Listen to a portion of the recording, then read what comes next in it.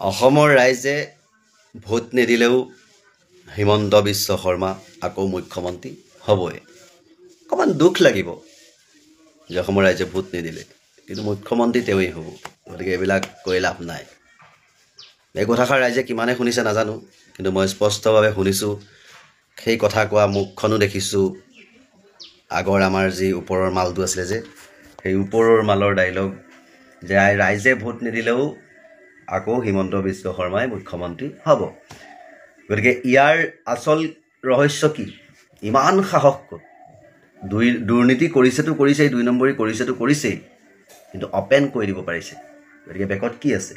সেইকাৰণে আচলতে ইমান ডাঙৰ ঘটনা এটা কৰিও আজি গোটেই 3 কোটি জনতাৰ কথা আওকাণ দি থাকিব পাৰিছে, কিয়নো এওঁলোকে ৰাজপাট একেবাৰেই লৈ ল'লে যেন পাই আছোঁ।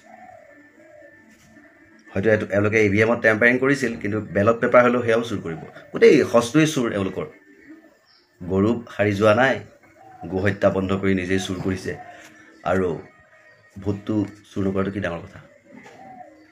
গতিকে ৰাইজ সাৱধান হ'ব লাগিব। সেই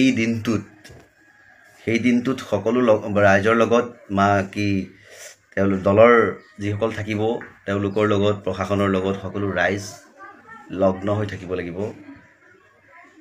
নহ'লে এইটো ইলেকশ্যনটো আমি একেবাৰে এভইড কৰি দিয়াই ভাল হ'ব, কিয়নো আমি ন্যায় নোপোৱালৈকে আমি ভোটো নিদিওঁ, কাকোৱেই নিদিওঁ।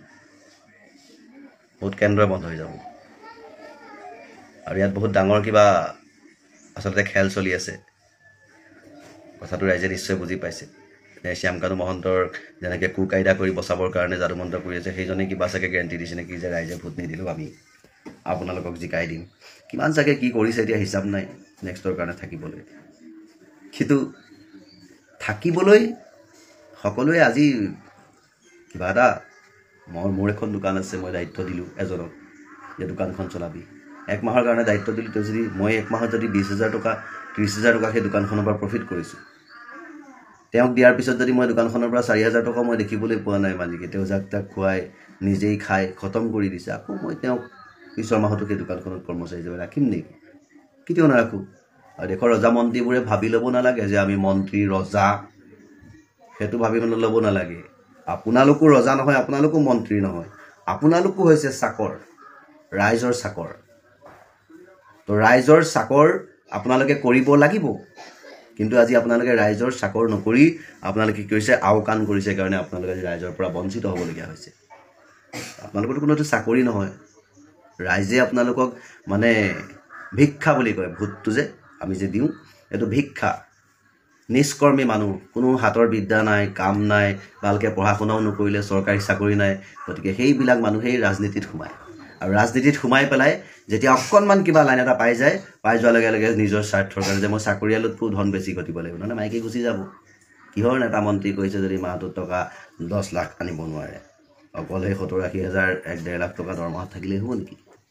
গতিকে সেইটোতো আনিব লাগিব। নিজে মন্ত্ৰী কৰিলে নহ'ব নহয়, নিজেই টকা ঘটি থাকিলে নহ'ব নহয়, নাম ঘটিলে নহ'ব নহয়। মোকো নাম কামাব পৰা কিবা এটা দিয়ক। তো সেই মাইকী মানুহৰ কাৰণেও কিবা ডাঙৰ ডাঙৰ অফিচ, ডাঙৰ ডাঙৰ কোম্পানী খুলি দিব লাগিব, টকা লাগিব না। ক'ত পাম? ৰাইজৰ মূৰতেই মাৰিব লাগিব।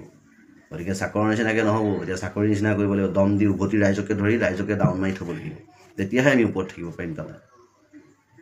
তলত কথাই নকয় আমাৰ দেশৰ ৰজা মন্ত্ৰী। আৰু সেইজনেই কি ফিহুজ নে কিবা হাজৰিকা, তাৰপিছত পীযুষ হাজৰিকা, কেতিয়াবা নামটো মনত থাকে, কেতিয়াবা নাথাকে। আকৌ সেইজনৰ কথা একেই নাকৰ ফুটা ডাঙৰ কৰি যিটো মোচনত কথা ক'ব, মানে কি বুলি ক'ম, মানে তেওঁ যিটো ডাইলগ মাৰিলে, এই ডাইলগটো কিন্তু বৰ সহ্যকৰ হোৱা নাই। সেইটো ভালকৈ গুণিকানি ৰাইজে ভাবি চোৱাটো ভাল। আৰু এবাৰ ইলেকশ্যনটো অকণমান মানে চৰকাৰী নীতি নিয়মত হৈ ৰাইজৰ নীতি নিয়মত যদি হয়, তেতিয়াহে ভাল লাগিব। কাৰণ এনেই আওকাণ কৰি থকা নাই ৰাইজৰ ন্যায়ক, যে ৰাইজক ন্যায় নিদিলেও মই জিকিমেই, এইটো কিবা এটা গেৰেণ্টি আছে। খালি মই ভিডিঅ'টো ৰাখিব নোৱাৰিলোঁ, মোক বেলেগ এজনে দেখাইছিলে, মই তেতিয়া পায়ে মানে চেণ্টিমেণ্ট লাগি গৈছে কথাটো, যিহেতু বহুত ডাঙৰ কথা।